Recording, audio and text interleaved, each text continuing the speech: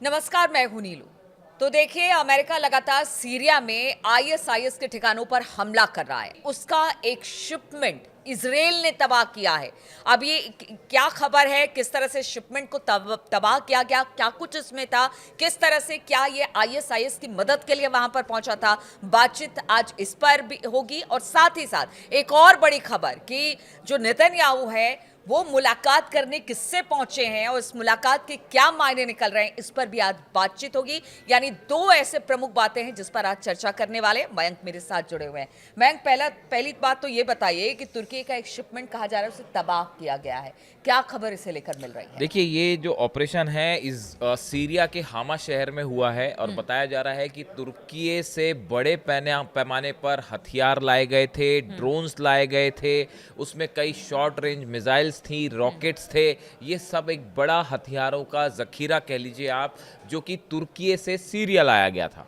इसकी जानकारी मोसाद को मिलती है और इजराइल की खुफिया एजेंसी मोसाद ने उस पर बड़ा एक्शन किया, उस पर निशाना साधा और इजराइल के जेट्स के ज़रिए वहाँ पे बड़ा हमला किया गया, बड़ा बम्बार्डमेंट किया गया और पूरा तुर्की का ये जो हथियारों का ज़खीरा था ये तबाह कर दिया गया।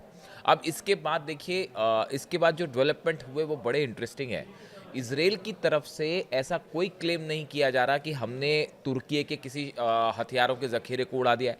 ना ही तुर्की की तरफ से कोई ये बात कही गई कि हमारे ज़खीरे को जो है, हथियारों को जो है इजराइल ने उड़ा दिया है। लेकिन ये खबरें फिर भी लीक हो गई और बाहर आ गई। अब देखिए, इसके पीछे की वजह क्या है। सवाल ये है कि ये हथियार क्यों लाए गए थे सीरिया, क्यों तुर्की ने ये हथियार भेजे और इजराइल ने क्यों उस पर जो है वो निशाना साधा है। देखिए, जिस तरह से सीरिया का अभी हाल है, हमने देखा कि 70 जगह पर अमेरिका ने एयर स्ट्राइक्स करी और दो शहरों पर निशाना बनाया और निशाने पर थे आईएसआईएस जो था वो निशाने पर था। जिसके बाद अब हालात सीरिया में ऐसे हैं कि वहाँ पे देखिए, एक पार्टी तुर्की है, इजराइल।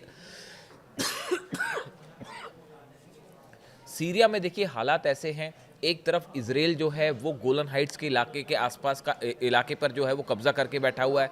तुर्की जो है वो लगातार ये कोशिश कर रहा है कि किसी तरह जो है कुर्द फोर्सेस जो है वो उत्तरी इलाके से पीछे हों और वहाँ पे एक बफर जोन बनाया जाए। यानी तुर्की और इजराइल दोनों आपस में आमने सामने दिखाई दे रहे हैं सीरिया में। इसी बीच जिस तरह से दो अमेरिकन सोल्जर्स की हत्या हुई, उसके बाद एक और शख्स जो है उसमें मारा गया, सिविलियन अमेरिका का, 3 नागरिकों की हत्या। उसके बाद जो है अमेरिका ने बड़े स्ट्राइक किए सीरिया में और जो है 70 ठिकानों पर बम्बार्डमेंट किया, आईएसआईएस के ठिकानों पर। अब देखिए, ये मिडिल ईस्ट का इतिहास रहा है। जब भी मिडिल ईस्ट के किसी देश में अमेरिका ने सीधा इंटरवेंशन किया है, वहाँ पर हालात हमेशा जंग की तरफ आगे बढ़े हैं। ये एक फैक्ट बात है और इसी बात को लेकर अब हालात ये है कि ये तुर्की के शिपमेंट पर जो हमला हुआ, उसके बाद जो अब खबरें आ रही हैं कि तुर्की और इजराइल इस मुद्दे को लेकर आमने सामने हैं और दूसरी तरफ बड़ी खबर ईरान के मिसाइल मूवमेंट को लेकर है। देखिए, हमने पहले भी ये कहा था कि जिस तरह से सीरिया में अमेरिका ने हमले किए, उसके बाद ईरान ने अपने पूरे बॉर्डर पर अलर्ट कर दिया है, जितने डिफेंस सिस्टम है वो एक्टिव कर दिए गए हैं। और अब एक बार फिर बड़ी खबर आई है, खबर इजराइल से आई है, खबर हम नहीं बता रहे, खबर इजराइल से आई है। इजराइल का ये दावा है कि ईरान ने अपनी मिसाइल्स का एक बड़ा मूवमेंट किया है और इस मूवमेंट को लेकर जो है, जो आपने चर्चा की, जिस मुलाकात की सबसे ज़्यादा चर्चा हो रही है, 29 तारीख को, 29 दिसंबर को बेंजामिन नेतन्याहू ट्रंप से मुलाकात कर सकते हैं और वो ट्रंप से मुलाकात करने अमेरिका जा रहे हैं। अब सवाल ये है कि अमेरिका जो जिस तरह की बातें हो रही हैं, बात ये हो रही है कि नेतन्याहू की इस विजिट का एकमात्र मकसद ये है, ये तय करना कि ईरान को लेकर अब आगे क्या किया जाए। देखिए, जो दावे इजराइल की तरफ से पिछले 2 दिनों में 48 घंटे में हुए हैं, इजराइल की जो सेना के प्रमुख हैं वो ये कह रहे हैं, इस बात को लेकर वो कह रहे हैं कि ईरान जो है उसने अपना बड़ा मिसाइल ड्रिल शुरू कर दी है और इस आड़ में वो इजराइल पर हमला कर सकता है। यानी एक तरफ इजराइल को जो उनकी सेना है उसको डर सता रहा है कि ईरान की तरफ से कभी भी हमला हो सकता है। दूसरी तरफ खबरें आ रही हैं कि नेतन्याहू जो है वो ये चाहते हैं कि ईरान की जो मिसाइल्स है, देखिए हमने पहले भी ये कहा कि अब न्यूक्लियर बॉम्ब जो है उससे बड़ा फोकस हो गया है ईरान की मिसाइलें। 12 दिनों की जंग के बाद जिस तरह से मिसाइल्स गिरी आखिरी के 5 दिन में इसराइल पर, उसको लेकर अब इसराइल इस बात से परेशान है कि अगर जिस स्पीड के साथ ईरान मिसाइल्स बना रहा है, अगर इसी स्पीड से मिसाइल्स बनती रही तो आने वाले दिनों नहीं, में ठीक है। कैसे काउंटर किया जाए। मयंक, ठीक है, इसराइल इस बात की चिंता कर रहा है कि मूवमेंट बढ़ गई है ईरान में, मिलिट्री मूवमेंट, और बहुत सारी ऐसी बातें हैं जिसको लेकर वो चिंतित है, इसलिए ट्रंप से मुलाकात हो रही है।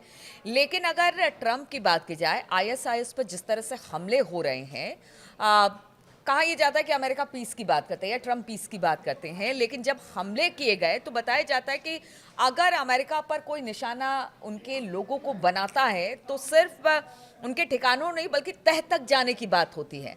और आईएसआईएस जहाँ जहाँ पर उसके कुछ ऐसे इलाके थे जहाँ पर ईरान का क्षेत्र भी है, कहते हैं कि उस जगह पर उसको निशाना बनाया गया, इसलिए कह रहे हैं कि हो सकता है अमेरिका अब उस आईएसआईएस के तबाही के साथ ईरान तक पहुंचे। और दूसरा जो इस वक्त स्थिति है आपके बाकी मिडिल ईस्ट की, क्या वो एक नया वॉर फ्रंट खुलने की तैयारी वहां से आप देखते हैं इन सब के बाद? देखिए 29 तारीख जो है वो बेहद अहम होने वाली है, इसमें कोई दो राय नहीं है। देखिए पहली बात तो ये है कि पिछली बार भी जब नेतन्याहू अमेरिका गए थे उसके बाद जंग हमने देखी कि जंग शुरू हो गई। तो अब सवाल ये है कि क्या इन हालात में, अब जो हालात हैं देखिए वो 12 दिन की जंग के बाद अब काफ़ी वक्त बीत चुका है और ईरान जो है वो पहले के मुकाबले काफ़ी मजबूत स्थिति में खड़ा हुआ है। ऐसे सूरत में क्या इजराइल ये एफर्ट करेगा कि भाई बिना अमेरिका की सहायता के ईरान पर हमला करे? नहीं, इसीलिए मैं कह रही हूँ कि आईएसआईएस को निशाना बनाते बनाते कहीं अमेरिका ऐसा तो नहीं कि ईरान की तरफ भी देखिए उसकी ये दृष्टि है, ये क्योंकि एक देखिए ये ईरान भी इसके लिए हमेशा से तैयार है। ये एक अंदेशा है जो बड़े सारे एक्सपर्ट्स इस पर बड़ी क्लोज नज़र बनाए हुए हैं और इस पर पुतिन की भी नज़रें हैं और इस पर जिनपिंग भी नज़रें हैं। ये बात सिर्फ इस बार अमेरिका ईरान या इजराइल ईरान तक नहीं रहने वाली सीमित। अगर किसी भी तरह के हमले की कोशिश होती है ईरान पर तो इस बार ये ईरान, रशिया और चाइना, ये तीनों जो हैं वो इस पर बड़ा एक रिएक्शन दे सकते हैं। नहीं तो सीरिया एक नया वॉर फ्रंट देखिए सीरिया ऑलरेडी एक गजा वॉर के फ्रंट, हाँ एक ऑलरेडी एक वॉर फ्रंट बना ही हुआ है। वहाँ पे आप देखिए जिस तरह से इतने सारे प्लेयर्स हैं वहाँ पे अभी भी जो है वो तुर्की का अपना अलग उस पे से है, कुर्दिस्तान के खिलाफ जो है, कुर्द्स के खिलाफ जो है वो तुर्की लगातार अपनी कोशिशों में लगा हुआ है।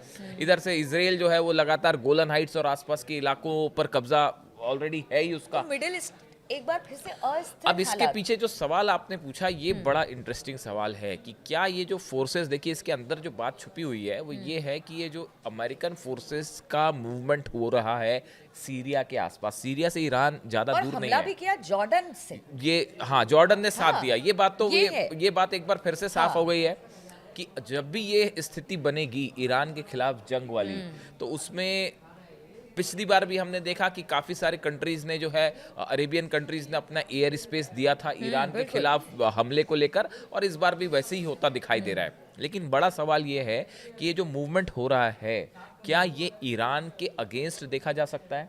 ईरान इसके लिए पूरी तरह से तैयार है, पूरे डिफेंस सिस्टम्स, मैं फिर रिपीट कर देता हूं आपको, जो पिछला हमले हुए आईएसआईएस पे सीरिया में 70 जगह ठिकाने पर हमले हुए, पूरी रात ईरान की जितनी मिसाइल्स हैं वो रेडी लॉन्च मोड में थी, जितने एयर डिफेंस हैं वो लॉन्च मोड में रेडी मोड में थे कि कोई भी जेट अगर अंदर आता है तो हम हमला करेंगे। देखिए एक बात तय है कि ईरान के साथ बोल के करने वाली जंग नहीं हो ना सकती। बिल्कुल। ईरान में हमेशा क्लियर है, सरप्राइज एलिमेंट हुआ होगा और ईरान की कई ऐसी जगह थी जिसमें कहा कि हमला किया आईएस, तो उसमें साफ तौर से कहा कि हम भी युद्ध, ईरान ने भी बयान दिया हम भी युद्ध नहीं चाहते ईरान के साथ, और ईरान ने भी कहा हम भी अमेरिका, लेकिन इनडायरेक्ट वे में बहुत। अब ये सवाल ये है कि क्या ये जो मूवमेंट है, ये जो तेजी से मूवमेंट हो रहा है अमेरिकन फोर्सेस का सीरिया में, क्या इसका इस्तेमाल ईरान के अगेंस्ट भी होगा? क्या ये एक प्रकार की वॉर ड्रिल की कोशिश हो रही है? और नेतन्याहू जब जा रहे हैं मिलने के लिए 29 तारीख को जो मुलाकात होगी, उस मुलाकात के बाद क्या निकल के आता है? देखिए ऐसा लगता है कि 2026 जो है उसकी शुरुआत बहुत ही शांति प्रिय होती तो नहीं दिख रही है, ऐसा लगता है फिलहाल। लेकिन इसमें कई सारी चीजें इन्वॉल्व हैं। देखिए बिना अमेरिका की डायरेक्ट फोर्सेस की मदद के क्या ये हिम्मत करेगा इजराइल ईरान पर हमला करने की?